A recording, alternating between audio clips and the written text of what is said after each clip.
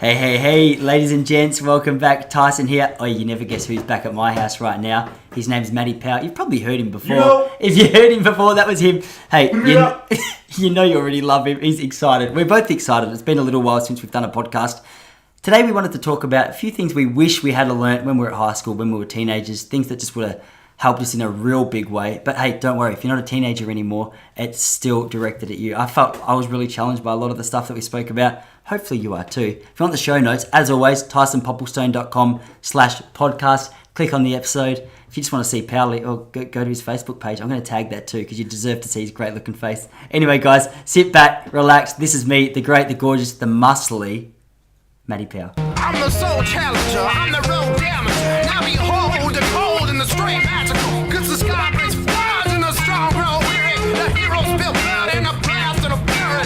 Pray on the power and pray to your father. Cause all of the quakes in the universe resonate to your heartbeat and your faith. Hey mate, what's going on? I'm blushing right now. Stop it. Sitting across from Powley. Ladies and gents, he's got It's been a couple of weeks, hasn't it? Hey, what kind of hat have you got on right now? Baker boy. It's a Baker Boy hat. He's rocking a singlet and he's clearly done gym the last 17 days straight. Worked on biceps. 1700 days straight. It's the most ridiculous upper body I've ever seen. Oh my gosh, mate. Shut So up. jealous. Good to be So you back. say this about everyone that you hang out with and all your Don't. guests or whatever. Say, oh, he's Never so do. good looking, his Never voice do. is so good, so bro. Yeah. It's like the boy who cries wolf, you know. You got to just dish it out every now and then. You can't just be dishing them out.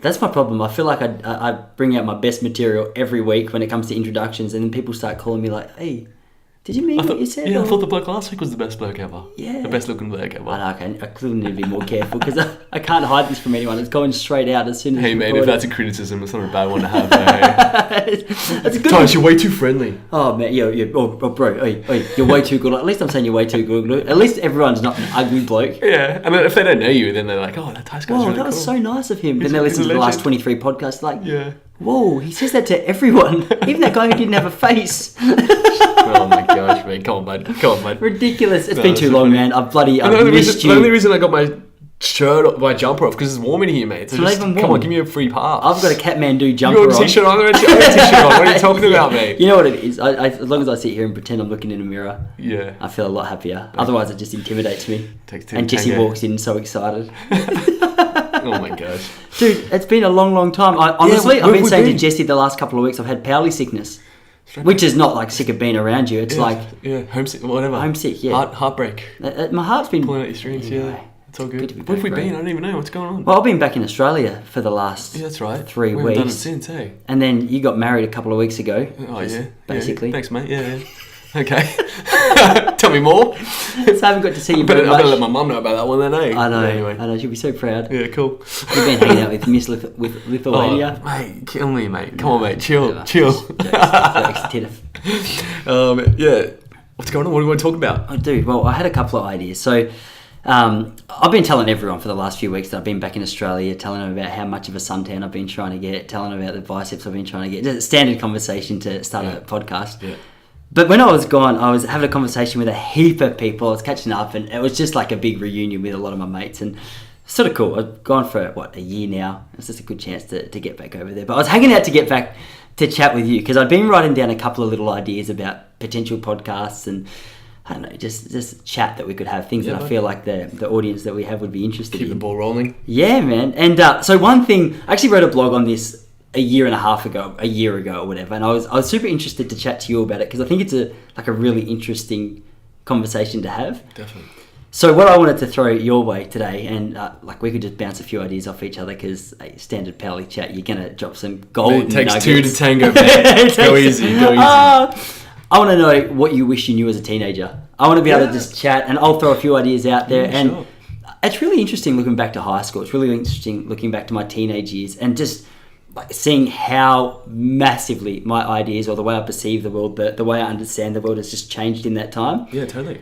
And I think there's some really big ones that I think a lot of people are going to relate to. And if there's any people who are, I think for me, this conversation is potentially encouraging for people who are almost stuck in a rut. Feel as though they're seeing the world in a same way, but they want to change. But also, I know we've got a lot of listeners that are still in high school, a lot of 18 to 20-year-olds. Yeah. I thought it'd be cool for us just to chat over a few ideas that we thought, hey, wish we knew this 12 years ago, 13 years ago. Yeah, in hindsight. Yeah, definitely. man. So with that said, okay, we can dance around it as much as we want, and I'm sorry to throw it at you off the top of your head, but we were talking about this earlier today, so I know you got some bangers. Stop it. That you want to talk about. But did you want to get the ball rolling? Sure, mate. Thanks, mate. Let's do it. All right. Yeah, well, I think it's a good chat, and a lot of people listening, even if you're not necessarily 17, 18, 19, 20, or at uni, or just starting that sort of part of your life, people have got family members and cousins and little brothers and sisters and everything else, or friends that they work with and things like that. So I think this could be really, just really relevant to all those sorts of people. So the first one, not that we have a list or anything, but I think there's just such a trap that we were talking about today, where you're just not really a critical thinker. You're 15, 16, 17, 18, you go through the motions and you just jump into something, whether it be at uni or after school, and you haven't really thought about it. And I know, well, both of us, that's exactly pretty much what we did. And so I just jumped into a degree when I was 18. I was kind of 50-50. I didn't really know what I wanted to do. And it sort of took me a little while to figure out when I ended up sort of jumping ship and started my teaching degree. Which I am today, and I love it, but it took me a couple of years. I didn't really know what I wanted to do until I was maybe 21, 22, 23, and sort of figured it out. And I think maybe in hindsight, instead of just jumping into uni, because that's where I grew up and all my friends were doing that, and maybe your parents sort of expect you to, or at least society in inverted commas, there's this expectation. And I think in hindsight, I would have loved to have maybe taken a gap year or two. And we can go through as reasons why. But yeah, I think in hindsight, that would have been the best thing ever. And when I say gap year, it doesn't necessarily mean backpacking or traveling. It could be 6 months working or a year working and things like that. So I guess we can break it down and stuff. But for example, if you jump into a uni degree and you don't necessarily know what you want to do, I think people don't necessarily realize the financial cost of that. Yeah.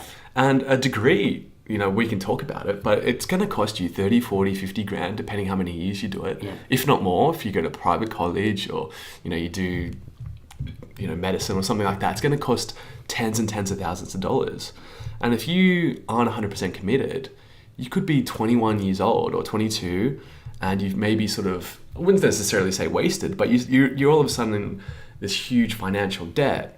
And that's actual opportunity cost, because say if you were 18 and you just decide I'm going to take a year or two off, and even if I just worked as a bartender or for a family friend or whatever, and you saved up 20 grand a year, you could be 20, 21, 22 with 10, 20, 30 grand in the bank, and you're all of a sudden you got this awesome head start for the next 10 years of your life, instead of maybe finishing with a degree at the age of 23 in this huge, massive hole. It's a really difficult place to be when you're in that mindset of, okay, what do I do after school? Because I think I look back to my own school days, it wasn't my school's fault. My school was taking me through university. It was taking me through, directions that I should take and subjects that I should choose in order to give me the best opportunity to get into a course that's going to kickstart my career.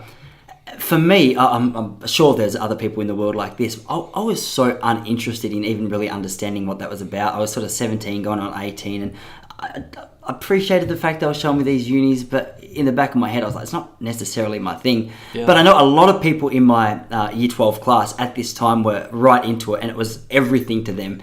And I know there was a lot of pressure going around that group of friends of mine, because everyone was speaking about what it takes to get into a particular uni. And the conversation about not going to uni, or the conversation about taking a different avenue, doesn't pop up. It doesn't pop up. And I think that's a really challenging thing, because from the time we're in school, we're encouraged to get good grades, obviously. And I guess that stems from the fact that, hey, you want to study at a good school, you're going to have to get good grades.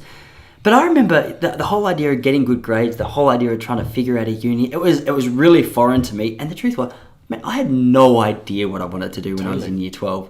And to be truthful, I jumped into uni because I was like, I guess this is what everyone does. You're doing and stuff, it's just, it's expectation, social expectation. And I look back to that now, and look, I am grateful. I've got my teaching degree, and it's really cool. It's a great foundation to be able to kickstart the other areas of my life that I want to do really well. But like you were touching on, I definitely don't think that was the one avenue I needed to take. In fact, I think I was saying at lunchtime today, I often look back and I think, man, I wonder if I had just, rather than committed to 5 years of uni, I did an arts course and then like a 1 year arts, and then I transferred across to teaching. Yep. The arts was just a classic. I have no idea what I want to do. It was literally, Sure. I know it's joked about, but that was literally why I chose that one. Yeah, sure. I jumped into teaching, and you're right. Got the degree now, paying off a HEC debt, which obviously there's no interest, but it's a debt that has to be paid off 10 years later. Yeah. But I often wonder whether it would have been more effective for me just to go, you know what, stuff it. I'm gonna finish school and I'm just gonna jump straight into coffee shop working. Maybe it wouldn't have been. Yeah. But I always wonder how much more motivation I would have had early to start thinking about, Tice, what do you really want to be able to achieve? What is it you're trying to do? Yeah. Because I think I used my teaching degree as sort of like, hey, I've got this. It's cool. I guess I just follow this now for as long as I feel. Yeah, totally. But not everyone's, I guess, passions, creative juices, whatever, are nurtured in a university course. Of course. And that's sort of what you were going back to with this whole, okay, it's a big commitment for someone that might not even really need it. Yeah, I think just the general advice, look, if you know what you want to do and you're 16 or 17 or 18 or you're a young person, great. Go into uni, you're 100%, you're committed, you're focused. That's awesome. Yeah. But I suppose this conversation is if you're 50-50, just have a think about it.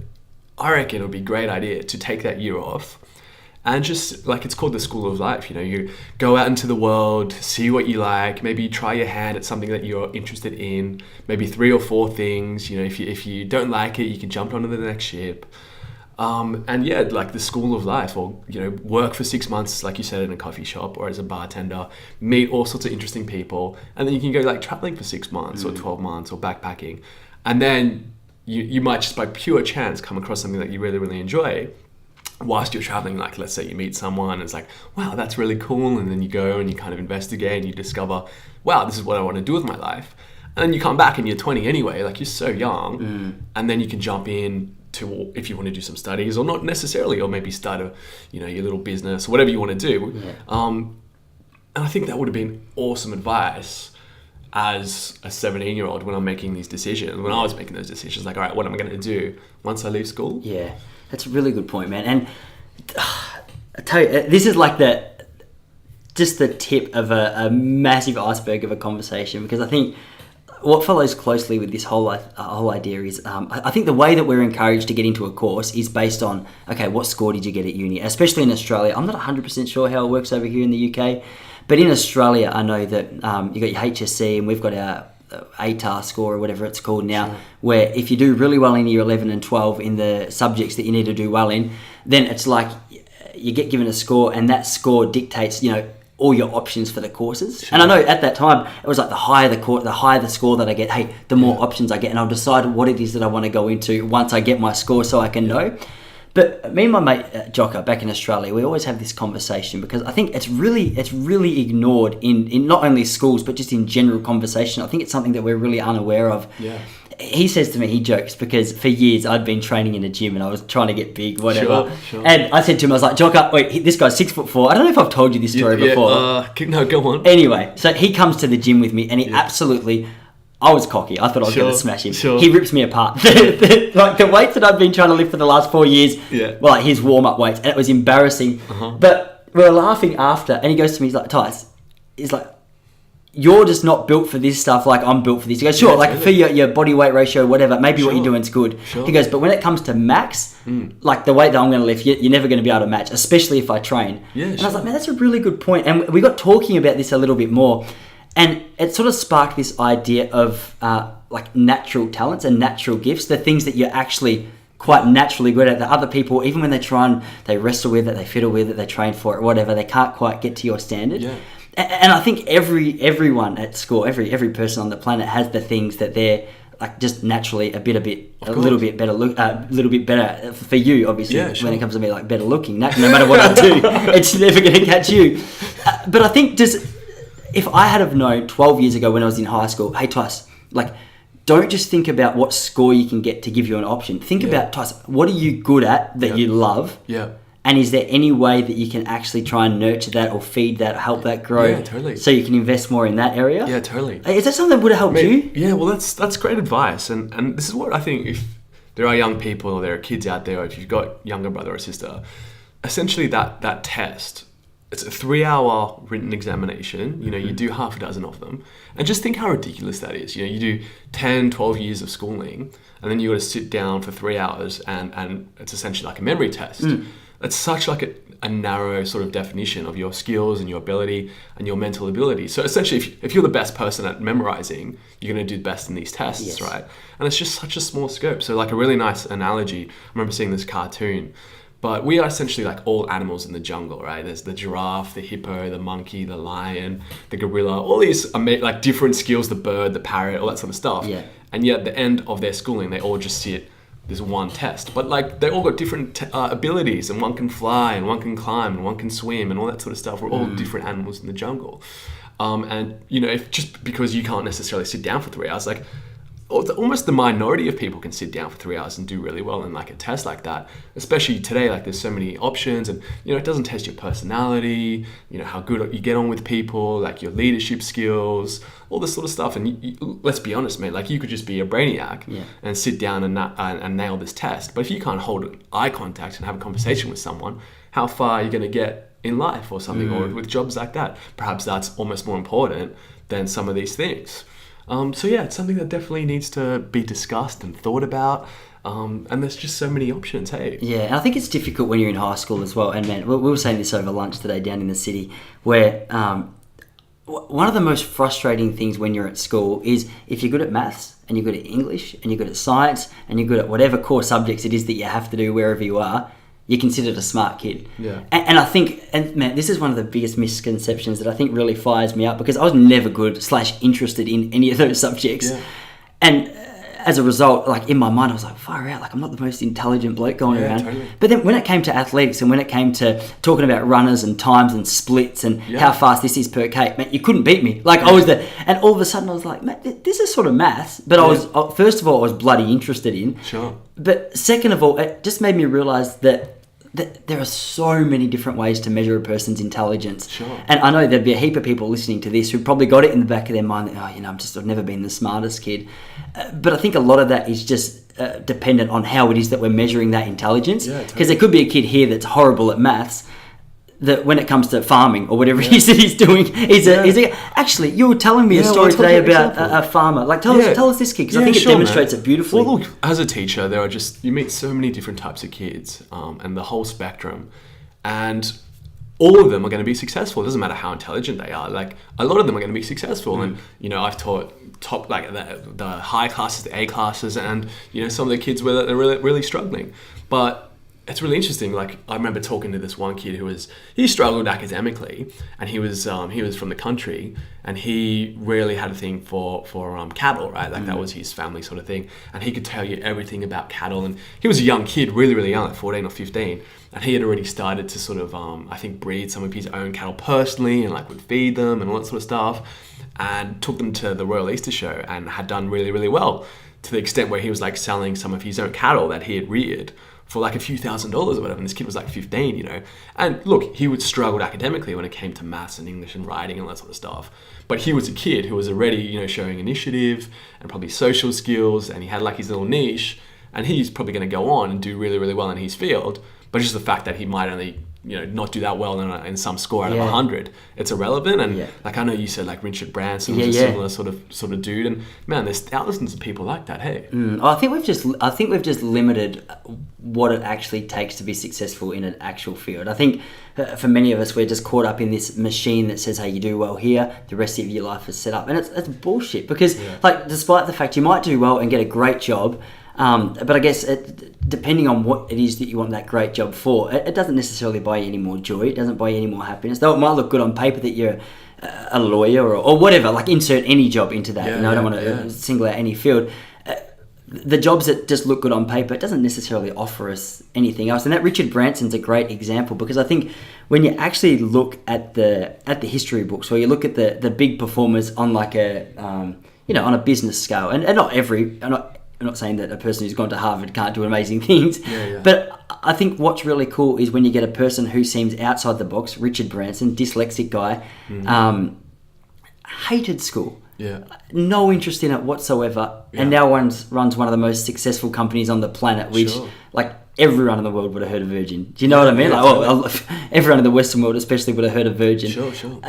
But this guy had nothing. It didn't want a bar of what it was his teachers were telling him. And not to say that everyone has to take that mindset, but the fact is he's broken away from this mold of how it is that you achieve. Exactly, there's different ways. And actually, I was listening to a podcast on how I built this just a couple of weeks ago, and he was saying that when he left high school in year 10, I think it was, his teacher said to him, well, good luck, Branson, you're either going to go to jail or be a millionaire. And he laughed. He goes, you know what, he was right. Like, I went to jail overnight for, can't remember exactly what it was for. He goes, and he was right for a while. I was a millionaire. He goes, but now I'm a multi-billionaire. And it was sort of like a tongue-in-cheek little joke. And I think when people can actually take a step back from the actual environment they're in that says, hey, this is exactly what you have to do if you want a good life, and look at a guy like Branson, you start to realise, man, I've got a lot of other options. If I could just tap into, what I'm interested in / what I'm talented at. Yeah, totally.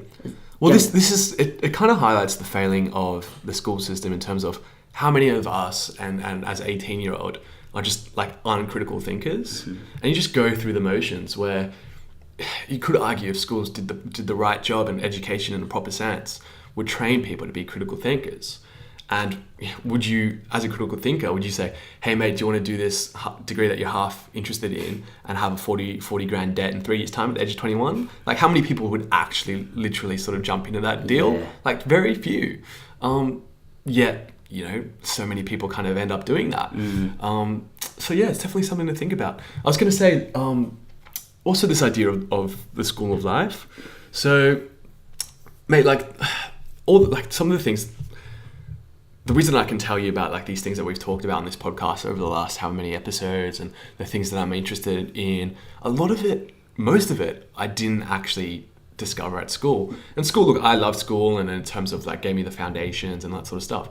But how many things have we found interesting and gone off to learn about outside of school? And I think that's also a really interesting point. Like, when you finish school, it's called the School of Life. And look, I started, I suppose, traveling and meeting people and reading different books and finding about like the great people in the past and all that sort of stuff and reading from them and their ideas and things like that. And now I can have these conversations where it's really tricky because, say, for example, you finish school and you enter just a generic degree, like let's just say accounting, for example, and you do 3 years of accounting. Like, you're obviously going to have a really good knowledge on that single field, but it's like really, really narrow. And then you start your job, you're working pretty hard, and before you know it, 5, 6, 7 years go past, and you don't necessarily have like a good general knowledge, or you haven't read interesting books or philosophers or just different interests. Like for me, like I discovered the hobby of photography. I never probably would have picked that up if I was working in a job 9 to 5, 48 weeks of the year. It's because I went traveling and I was like, picked up a camera, and then I discovered like all these photographers, and I was like, wow. And there's this beautiful quote, man. It's by this author, his name Henry Miller, and he just essentially, we can maybe pick it up later, but it's like how rich life is, and there's so many diverse, fascinating, interesting, like beautiful things for everyone, like millions of things that people can get stuck into. But if you just jump into a degree, finish that degree, jump into work, before you know it, like there's just so many more other things out there. 100%. And it's just things you don't necessarily have to be for a financial sense, but just passions, whatever it is, or Shakespeare or music or poetry or photography or surfing or dance or yoga, like that's the school of life. You know what I mean? Yeah, I think it's so interesting as well. I don't know exactly who says this quote. You might be able to help me out here, or if I'm slagging the quote a little bit, I'm not sure. But it's don't let one schooling get in the way of your education. Yeah. And it's an amazing quote because I actually heard it. I was actually on a history tour in France, and we were out with this big, just trippy legend of a bloke who had basically, he would have loved this conversation, had a lot to contribute to it. James, his name was. He was a really big fan of the idea that like there is just an abundance of information in the world, especially now. You jump online, and this is where it's tough for teachers as well as students, because there's obviously people like you in the schools that are doing an amazing job and are clearly passionate and you love the subject that you teach. Jessie, my wife, obviously, if anyone listening, my wife, exactly the same, loves what she teaches. But you guys have got a challenge on your hands because, like, despite the fact that you guys might have prepared an amazing lesson and you're so passionate about it, you're so excited about it, there's people making YouTube videos, there's websites dedicated to it, there's people making a living online, trying to capture the minds and attentions of these students, not just with the subject that you guys are teaching, but a massive broad range of subjects. Just to be able to keep a kid's attention in a classroom environment like what we have at the moment, it's a bloody big challenge when you've got an iPhone, basically just an entry point to information all around the world in their pocket. It's really hard to compete with. So I guess I feel for teachers, I feel for people that are in your position, and also the kids that are in the school setup at the moment, because the stuff that it's in their hands, it's so interesting. They can go wherever they want. They're not forced to sit down and listen. Sure. How does it like? I feel like teachers cop it hard sometimes, because I know that there's people so passionate about helping the kids. Yeah. But it's a bloody big challenge now. Yeah, sure. Because these kids have got a world of information. How does a teacher actually, how do you as a teacher deal with that, man? Because it's a bit of a tangent, but it's just... No, mate, you just got to encourage, this sort of conversation, and yes, there's the textbook, and you have to, tick off the syllabus points and the dot points and stuff. Yeah. But then, just by little sort of dropping things here, or say, hey, have you heard about this book or that have you heard about that author, or here's a YouTube clip, or here's a documentary, and go off and discover. And that's the whole idea of the School of Life. Malcolm Gladwell is amazing. He's an author, David and Goliath and Tipping Point and all that sort of stuff. And he's an actual podcast. He's got it's called Something History. I don't know, I forgot at the moment. But his podcast, he goes into this actual issue as well about the education system in America. Yeah. And it's fascinating sort of stuff. And I just remember this one point, and it's so true, that where does learning occur, right? Revisionist history, sorry. Yeah, revisionist history, nice one. It doesn't have to be through the school door, through the gate, through the university. Learning occurs anywhere, anytime, any place, when you're just having a cool conversation, you're interested. When he says, I think the quote is when you're interested, period. And as long as you're interested, you can be anywhere in the world. You could be at a bar having a conversation till midnight. You could be in a library. You could be just hanging out with your friends at a cafe. Yeah. And it doesn't necessarily, sure, look, if you want to sort of specialize and you want to do in medicine, that, we're not talking about that sort of stuff. Look, if you want to do a degree and be specialized, of course. Yeah. But learning, it can happen anywhere, anytime, and I know I've been fortunate enough to do a bit of travel, and I suppose it's also about who you hang out with and the conversations you have on the weekend. But when you're at a dinner table or a dinner party and you're having a really engaging conversation with 4 or 5 of your best friends, and people are learning stuff and they're challenging opinions and they're discovering things, and then you can go home, it's what about that book? Have you read this book? Or I watched this documentary during the week. You guys should check it out, and all that sort of stuff. That is the School of Life as well. And just come back to, it's just a different idea. Yeah, man. Well, that's what I love about people like you, people like Jesse, who actually, you're really aware of the fact that education does happen outside the school building as well. Man, I've been in London now for nearly a year and spent a lot of that time in schools. Dude, some of the teachers that are over here, I find depressing. But when they talk to the kids, I feel bad for the kids because I get bored with what they've got to say. It happens. Because, man, they put it in a box of, if you want to be smart, this is what you have to do. You're going nowhere, you didn't do good on maths. And over here, I feel like that's magnified. All the GCSE exams and all the tests that they do here. It's their whole world for a couple of years. But I think just having people like you and Jesse in a teaching position where you go, guys, cool. You might not necessarily love what it is I'm teaching you about here, but take your curiosity and learn about it outside the classroom as well. Learn about things that you're interested in a way that you enjoy. It's so refreshing. It changes your whole approach to education, I guess. But I just wanted to ask you, actually, because you mentioned something briefly today as well that I think would be cool for any teenagers out there to just hear and just wrestle with, think about for a little while. Not even bloody teenagers, anyone who's interested. Yeah. You were saying about how, obviously we all take this route, school, uni, work, whatever. Mm-hmm. But I loved your idea about don't just go to uni, spend all your money. You don't have to do that route, yeah. Tell us about the route that you mentioned, because I thought it's at least food for thought. Yeah. I don't know why this didn't cross my mind earlier, but look, if you do quite well at school, and let's just throw a number up there, say you get an ATAR of 70, 75, 80 plus, whatever it is, doesn't really matter anyway. Yeah. You don't even need an ATAR really in terms of to prove that you could maybe, for example, if you're a black belt in jiu-jitsu, that shows like a certain level of commitment and discipline, and you know, like there's hard work in there. Or same if you're like a certain level pianist or something, you know, that shows, you know, wow, this person spent 10 years of their life at a skill, they must be disciplined, blah blah blah. You know, maybe if you can speak a couple languages or whatever it is, like these are all skills that show certain value. But yeah, okay, an easy one is like, say you get, let's just pull a number, an ATAR of 75 or 80. So look, you're essentially, if you get an ATAR of 75 or 80, you're in the top 20 to 25% of the population for the tests. And obviously if you get 90 above, you're in the top 10%. So you're a bright person. You know, if you're in the top 20%, like you're a bright kid. And if you kind of are interested in doing something, and it's not necessarily something where you have to go to uni, like say medicine, for example, or to be a veterinarian or physiotherapist or something like that. But let's just say you're interested in business in general, or you're interested in whatever it might be in general.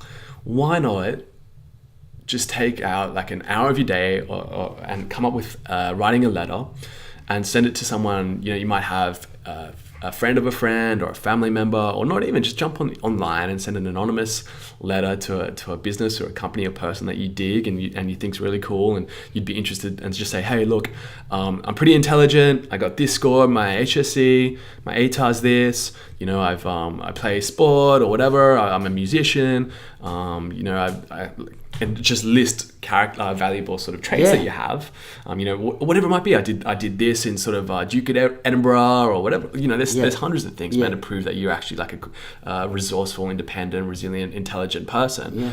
And just say, hey, look, I'd be interested in maybe having like an unpaid internship for 3 or 4 or 5 months. Would you be interested in like, you know, giving me a trial and just see how I go? And like, there's nothing to lose in just sending a letter. And even if you don't get a reply, like you haven't lost anything. You know, even if you get a reply, like that's grand. They say, even if you get a reply and they say no, still like, you know, it's cool. No damage done. And man, like as an employer, who wouldn't get a letter from an 18-year-old that's shown initiative? And it says, look, I'm interested in uni, but I don't want to have a 50 grand debt at the age of 21. Would you be interested in maybe just giving me a trial for free? You know, like whatever, I'll just work unpaid. That shows like amazing initiative, and like what employer wouldn't want to give that kid a go? It's a bloody good point, man. I think even more than just the fact you're going to save a heap of money and the fact that it's showing initiative, I think the fact that like you can learn so much from a book, it's fantastic. But once you're actually thrown in the deep end of a job, and you put it this way, for me, and I can say, I'm not saying it's the same for everyone, for me, university was a waste of time. Like I honestly could have taken the skills I had into a classroom and just learned as much as I did in 4 years in a couple of months. But it was like a mentor or something. I went to uni because I had to, otherwise I wouldn't pass my subject. It's very much 50-50. Oh, dude, I'm not saying I'm encouraging that, but what I'm saying for me, it was honestly, it was a waste of time. It can be. I got a piece of paper at the end to say, hey, well done, you got it. And now I can take that into an interview and teachers go, oh, well, yeah, we could listen to this guy. But when I actually was thrown in the deep end, I finished uni, went into a school, I taught for 1 year, and for that 1 year, man, honestly, just the speed at which I learned how to actually run a classroom, how to relate to kids, how to handle little situations. Man, I spent 4 years at a uni and wouldn't have learned that. And I think, you know, maybe bypassing the uni direction if you can, and just contacting some people that you're interested in working for and going, oh, like, let me come in. If you get the opportunity, the amount that you're going to learn in that actual role, plus all the money that you're going to save, and plus just look like a bloody legend for the initiative that you've shown. It's so worth it. Yeah, of course, man. Like you learn from hands-on, practical experience, not reading like this theory in a textbook and stuff like that. And again, I think, you know, with a caveat, obviously some uni courses are great, and interesting, and you're always going to want to do that and stuff like that.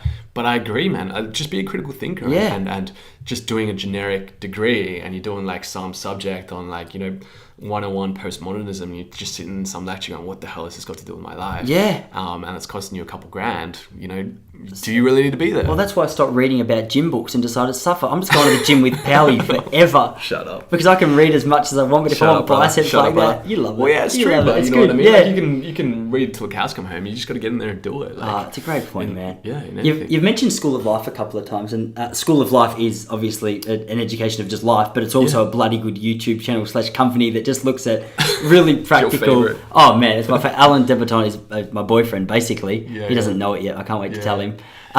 everything they put online, everything that they produce is so relevant. And I think one thing I love about what these guys speak about is the fact that, okay, a lot of the stuff we take away from school might not necessarily be really applicable.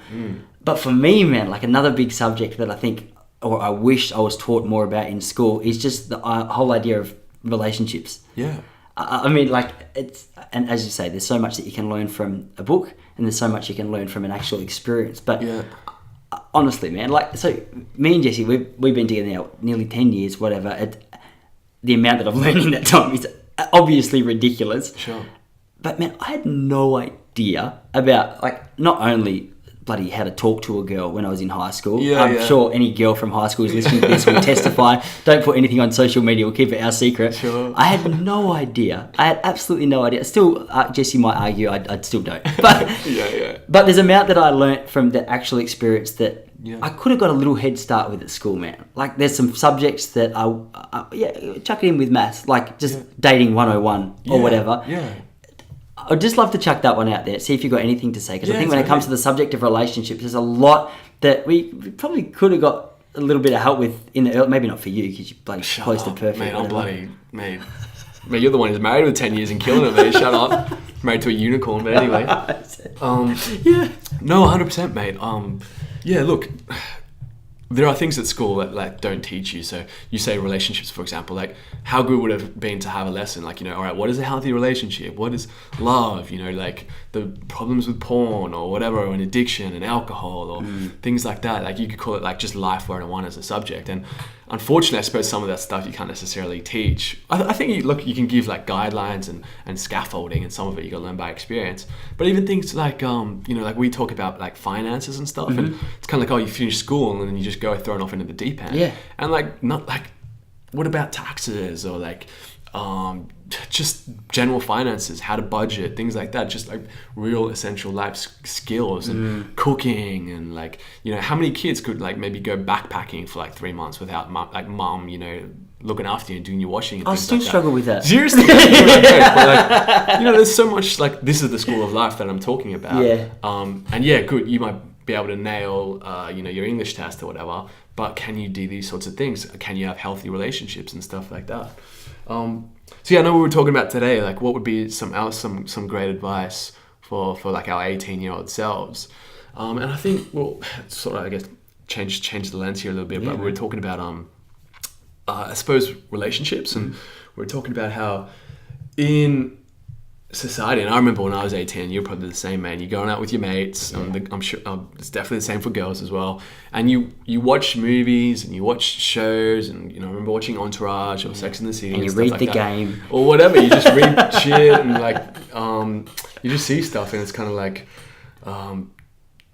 you have this idea that you're just gonna, the next 5, 6, 7, 8 years, it's just gonna be fun, and culture and entertainment sort of celebrates this idea of like promiscuity and singlehood, and the boys just go out to pick up chicks and vice versa with girls, or some, not obviously I'm generalizing, but I think that is a fair statement. It's like, oh yeah, I'm gonna go 18 and all that sort of stuff, where and this can lead to some really bad habits 10 years later down the track. And this is why, like, I think a lot of people, like, they sort of wake up one day in their late 20s and even in the mid 30s or whatever, and they have built these bad habits, and they just have kind of like flings and short-term relationships, and they're still maybe a little bit sleeping around, all that sort of stuff, or they don't really know what's going on. And you'd be like, oh shit, or you're unhappy, or you're miserable, and like someone like, obviously you and Jess are the outliers, but if you like, maybe just valued an awesome relationship, and you hung out and you stuck it out, and then by the time you were 25 or 26 and you had like an awesome partner for like a few years, I think that would like, essentially at the age of 18, if someone just said, hey Matt, or hey, whatever, whoever's listening, instead of mucking around for 7 or 8 years, going out and trying to chase skirt with the boys or something like that, and same with girls, maybe like just keep in the back of your head, hey, like you should maybe try and like find someone cool sooner than later. Yes. And so I think that's like the culture and entertainment has a lot to, it's a lot of negativity, and it's just a bad message. Celebrating this idea like, oh yeah, you just go out and be promiscuous for like 10 years. And unfortunately, look, it is what it is. But for girls especially, if you're going to have those habits, and there's a certain window, and then all of a sudden you might be 35 and you look at yourself in the mirror and it's like you might have missed the boat because you're mucking around for 10 years, where I think it would have been a good idea to maybe start the earlier you start trying to find someone cool who you want to settle down with, the better, essentially. Yeah, I reckon the best. I agree. Like, I like it. It's worked for us, which is probably why I'm a little bit of a fan of it. But the reason I like it is because, man, honestly, as I said, 18, had no idea what it was like. I had no idea about relationships, and still, as I said, a lot of people would argue I don't. But I'm learning quickly. But one thing, actually, a pastor at my church, and this is one cool thing, like one of the many cool things that he said to me, is like, mate, you got to understand that, like, when you get a girl, I think this is when Jesse and I first started dating. He's like, you got to understand that, it's like, me and my wife, we've been married 54 years, and a lot of it is a commitment. Yeah. He goes, I want to tell you this because he goes, I think a lot of people at your age group don't understand this whole idea of commitment. Yeah. He says we're all about the next thing, and you look at the way we shop, the way we eat, the hobbies, the habits, the whatever. Totally. The commitment for a lot of us it's bloody hard to stick to. We're always looking for the grass is always greener, the more exciting opportunity. Sure. And I get that. But then when Jesse and I actually got together, obviously in your honeymoon phase, you're all excited, you're buzzy, like, oh my gosh, this is amazing. Like every love song on the radio makes sense, and like you just want to move to Cuddletown and like just spend all your days there. But eventually, a couple of years, like when I see Jesse now, and I think I spoke about this on our relationships podcast a few weeks ago, like I love her more than ever, but I no longer, when I see her get butterflies, I no longer like blush when I hold her hand. When a love song comes on, I'm like, it doesn't excite me.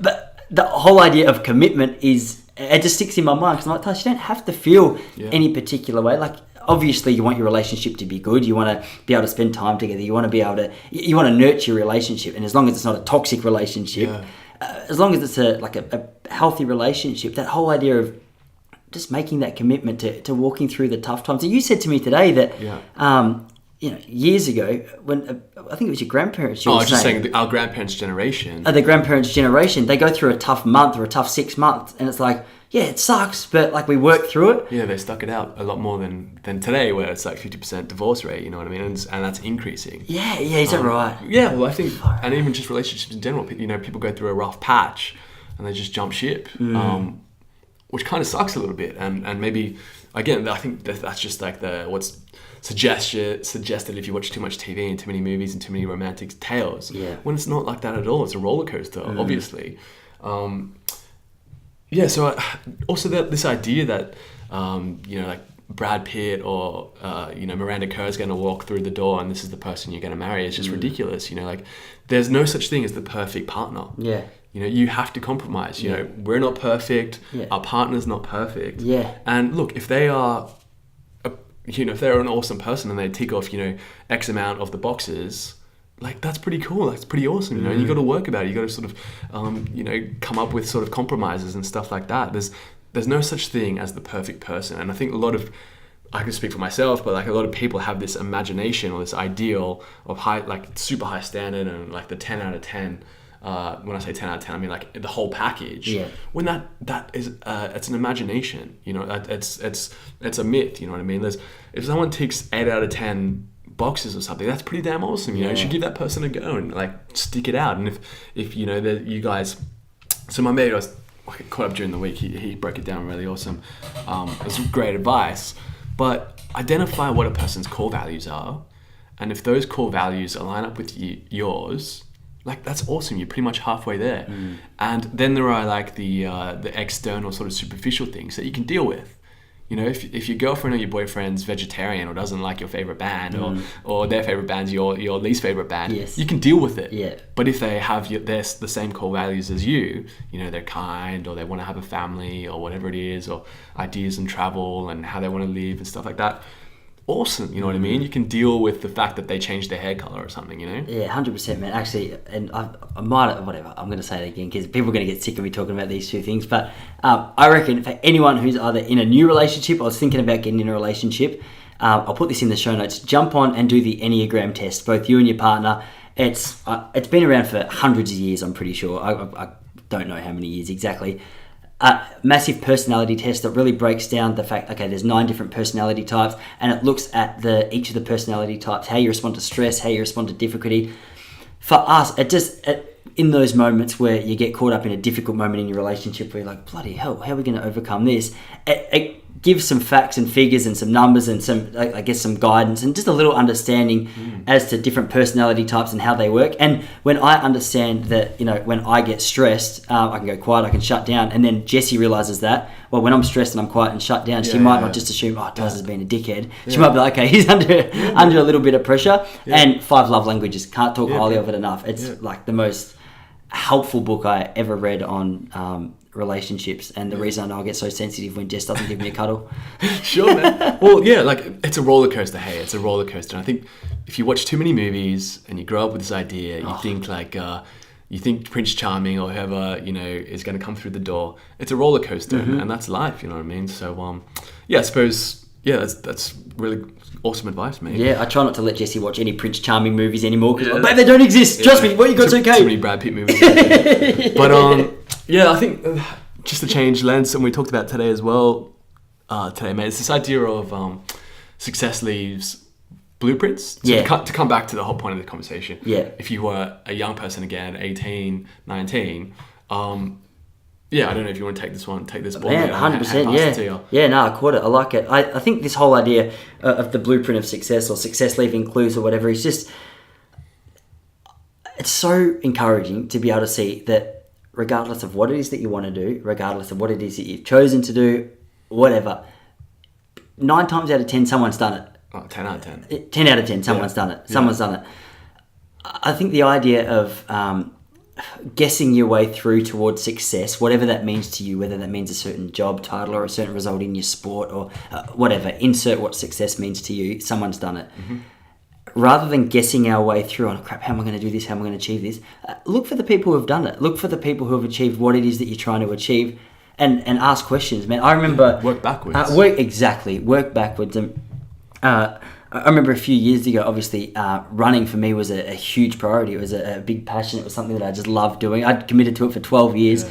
I don't think people know, but you ran for Australia, by the way. Hey, I don't know if you told people this. Thanks, shit. bro. Yeah, drop that. Right. And actually, it makes the example a little bit stronger. I ran around the block for 12 years. I was really into it. No, man. So running was my thing. Yeah, you ran for Australia, man. That's awesome. Man, that was World Uni Games. That was a super cool experience, and I guess also strengthens this sort of illustration a little bit. Sorry, go on. Yeah. For anyone who was in my shoes who wanted to become a great runner, you got to look out for the people who are the best in the world. And around the time that I was deciding, you know what, I'm going to be a runner. This is what I want to do. I was like, man, I realized I didn't really have any people in my life who had been to where I wanted to be. And it turned out that one of my good mates was training with Craig Mottram, who was arguably Australia's best ever distance runner. He holds every record from 3,000 metres on the track to 10,000 metres. He's a freak. Anyway, so I hit up this guy and I was like, mate, I need some help. Like, I just want to be able to get into the mindset of like a top level distance runner. And so I got to meet up with Craig Mottram, and more than that, he took me under his wing, and 3 times a week I'd go out running with this guy, and I'm sure I did his head in because I would ask hundreds of questions and I'm sure. and just try and tap into his mindset. And the amount that I got from those runs was incredible, and my improvement during that time was incredible as well. So whether or not I had the talent is a whole other thing to run at the level that he did. Sure. But I think the improvement that I saw in my own running through that time of spending time with Mottram and asking the questions and watching the way he trained and watching the way he ate and watching the way he just the way he handled himself. He had like this aura that he just knew that what he was doing was going to work. And you could have studied at uni for 10 years and not been able to get that. And I think like the improvements in my personal best in the time that I was running with him was massive, and just further cemented this idea that far out success does leave some bloody big clues. Totally. No, I think 2 amazing books which just break that down. The first one is Outliers by Malcolm Gladwell again.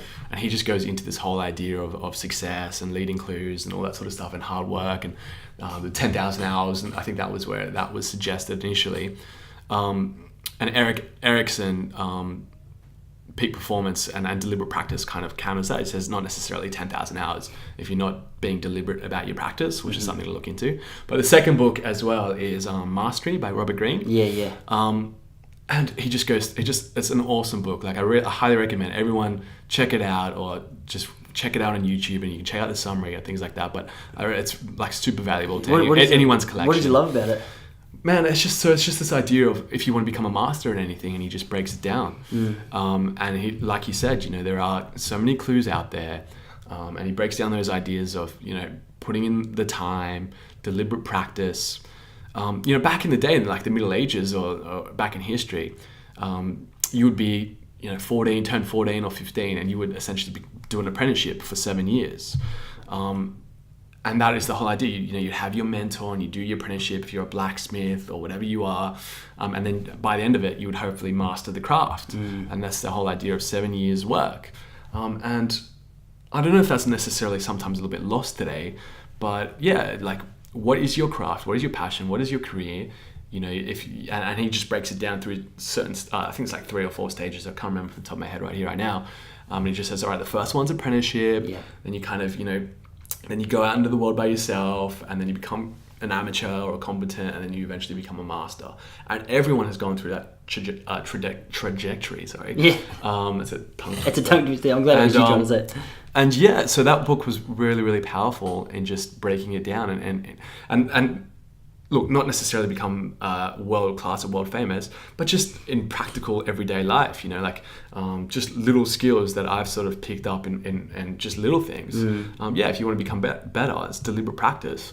And that's something interesting, like we talk about today, mate, like the whole snowflake generation, and how I think kids, and again, coming back to if you're 18 or a young person listening to this, how things are just going to happen for you, and how I think young kids can have a tendency to think that the world's just going to sort of fall into place, and that you are owned or entitled success and fame and a career and all that sort of stuff. When like anyone in history who's ever done anything with their lives, since when is that the formula? Since when are you going to become famous or build a business or sacrifice or have an awesome family or have great friends or whatever it might be, just by sitting on your ass on the couch and gaming or catching up and gossiping with your friends and drinking on the weekend and shit like that. Yeah, man. Anyone who's ever done anything and just walk down to a bookstore or through the library and just go up and down the aisles, like decades of sacrifice and hard work and resilience and all that sort of stuff, and learning their skills and their craft. And sometimes, it's a mountain, it's a journey, you know what I mean? And I think that's some really powerful advice for 18-year-olds is, you got to get in early. And I think that's really important advice, like if you can almost waste 3, 4, 5, maybe 10 years and then wake up one day, it's like, oh shit, like I've just wasted the last 7 of my years kind of getting pissed at uni on Wednesday nights. When imagine if you spent that time, look, obviously go out with your friends once a month, but what if you actually spent that Thursday morning waking up fresh, in the gym or studying or really good point. Honing your craft or your skill or your passion. 100%. I think just to backtrack a little bit, I think I want to touch on a few things you just said there, because I reckon there was absolute just gold. If I had really understood what you said when I was 18, I feel like it would have changed a heap of stuff in my own life. Too, but this whole idea of success leaving clues is, firstly, it forces you to think about what it is that you're actually trying to achieve. So before you think, okay, I'm going to go and start working towards this, if you want to find your master, in inverted commas, the person that you really look up to in a certain field, it really forces you to ask the question, okay, so what is it that I'm actually working towards? And this whole idea of a snowflake generation, it's like, I'll do this for a little while it feels good, and then once I get sick of it, I guess I'll keep moving. And actually, I was in WA just a couple of weeks ago, and one of my friend's dads, Nigel, he's absolute gun, he'd got home from another day at work, and I felt like when he sat down, he was the perfect illustration of someone who is like the opposite of a snowflake. He had that real leathery skin. He's a bricklayer, and his hands were just absolutely, what the bricklayer's hands look like, just callous and tough, and he's tanned, and he just looks like a boss. And I was like, mate, like when I looked at him, I was thinking, that's exactly what I want my life to look like in terms of commitment, in terms of just the length of time that he's been doing it. And this is what I love about him, is I think a lot of creatives especially can get up and be like, I guess I'm going to start to create something, and you might call yourself a writer. You might say, yeah, I'm a writer, but you don't actually write yet. It's just something that you have to do. But this guy's a bricklayer, because every day he lays bricks. Every day, despite, it doesn't matter how he feels, it doesn't matter if he's like feels like it, he wants to do it, he's sick of it, whatever, he goes to work and does it. And I think the snowflake generation is like, oh, if I get success really quickly, like in an Instagram, social media, YouTube culture, the whole idea of like instant fame is exciting to us. Here and now. Yeah, and if we don't get it here and now, we think, oh, obviously it's not for us. Yeah. But then you read books like Mastery and you hear about what Malcolm Gladwell says, the things you just spoke about. You start to realize, holy shit, like you want to be really good at something, we'll do it, and don't just do it consistently. And then there's going to be highs and there's going to be lows. Ride them. Yeah, totally. Ride them and learn from them and understand that on any, I guess, great journey or any 10,000 hour journey, you're going to have that stuff. And you said it before. I look at people who are great at what they do now. The story usually goes they started a long, long time ago, stuck to it, made some changes, and just repeated that. Totally. I think it's really encouraging just to be able to just see that long-term impact of. It was like I always used to tell some of my students back in Australia actually. So just the idea that hard work beats talent. You know, like you're born with natural talent. It'll get you up to the under 12s rep team. Yeah. And then everyone catches up. And guess what? They start training harder than you and putting in the effort and the hours or whatever. Yeah. They're going to overtake you. Oh, 100%. And yeah, like nothing substitutes for hard work. And I think maybe that snowflake generation, maybe being a little bit critical, needs to sort of just, cop that uppercut. And just be like, you know what I mean? I need to, no one's going to do anything for me. You got to have that individually accountability and like the words agency. Yes. You're going to take responsibility. Oh, man, I had such a hippie moment the other day. I've been thinking about this concept a lot, this whole idea of just, my personality type is, and just to give sympathy to anyone who feels like they might be a snowflake, sure. my personality type is very much driven by like spur of the moment, excited, want to do well at it and want to do it quick. It's super easy for me. And if you look at the Enneagram, this is sort of there's proved on there. Yeah. Super easy for a personality type 7 like me to get excited by the latest thing, the newest thing, and feel like I could do that, and never really get deep at anything. Sure. I had a big hippie moment the other day thinking about this. I was walking along Hampstead Heath, one of the really nice parks here in London, and they just planted a whole heap of new trees. And I just had a moment where it was just cool. I was thinking about this whole concept, and these little trees were planted amongst trees that had clearly been there for a few hundred years, a couple hundred years. They were massive trees. Sure. And it was just interesting. You could have quite easily gone up to these new trees and just pulled it out of the ground and like chucked it. But what I started thinking about is like, man, it's so much like a new project. This tree is the new project. Yeah. Start to water it, start to nurture it. Definitely. Over time, the wind will come, it'll start to strengthen, it'll start to grow. Obviously, we're not going to get a chance to do it for a couple of hundred years. But if the metaphor for me in that moment was Tice, like, hey, stick to it, like nurture it, look after it. You're gonna have your win, you're gonna have your trials. Yeah, but eventually, like you're not going to be able to pull out any of those trees without a lot of bloody hard work. Totally. I think the same is true for anyone who's great at what they do. Yeah, once they were just that little baby cute little tree, and now they're this big bad. Yeah, you know. Yeah. 100%, mate. Yeah, it was an eye-opener for me. No, it's great. It's a beautiful little metaphor, man. I like that. I like that. Hey, yeah, totally. Little Gyp's just got home for the banner. Hey, I was trying to find a moment in the conversation. It's a really beautiful metaphor. We're almost done. Is there anything else you wanted to talk about, bro? What do you reckon, mate? Have we got anything on the paper here? Well, I'm looking at it and I honestly feel as though we've actually, could we just touch on the mindset one for a minute? I've just seen it. The last one I thought could be really cool. And it comes back to the whole school of life idea. Yeah.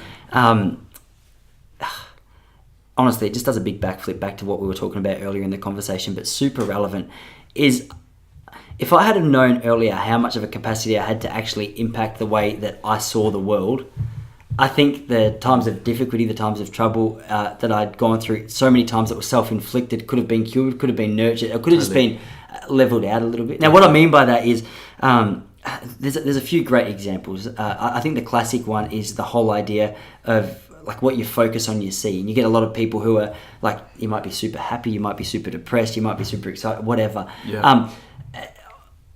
On a surface level, on a purely surface level, what I love about this is you speak to someone who's usually pretty happy, and you say, well, hey, like, what are you seeing that I'm not seeing? What are you could be in the exact same situation. One person's depressed, one person's happy. I think Jesse's a great example of this. And sometimes I'll get caught up being depressed about something. Jesse's like, hey, look at it as an opportunity. So, for example, I might write a blog and I'm not completely happy with it and I post it, whatever. Yeah. And I'll be all depressed and be like, oh man, I could have done that better. Just goes, babe, hey, look at it as an opportunity to improve. Yeah. The moment you flick that switch, the moment you flip it and you see it from a completely new light, all of a sudden your whole experience of that exact same situation changes. Yeah. And I think that example of how I handle stress or how I handle trouble sometimes can apply to every area of our life. I mean, there's so many people walk through life that are depressed, but they don't realise that a lot of the way that they see the world are dictated by sort of the questions that they're asking themselves. Yeah, like totally. Tony Robbins talks about it. He's like, mate, your whole mindset is usually dictated on how you answer the questions that you ask yourself. And I think we've talked about this before, but you might make a mistake in the classroom and be like, oh, why am I such an idiot? Yeah. And then your brain will say, oh, well, my parents were never really smart and I guess I'm just not academically wise. But you might say, how can I improve that answer next time? It's fixed versus growth mindset. But Exactly. Yeah. Fixed versus growth mindset. Yeah. And I think when you have, I guess, the growth mindset rather than the fixed, you're able to see the capacity in a situation rather than the limitations. Yeah, totally. And I think there's so many elements of mindset that I wish I had learnt when I was back at school or when I was younger that just really would have been so helpful. Yeah, totally. Well, I think coming back to what we said earlier, if this was taught at schools to begin with, you know, like mindfulness 101, and I think it is actually starting to like be incorporated a little more in the schools, but you know, I don't know how effectively.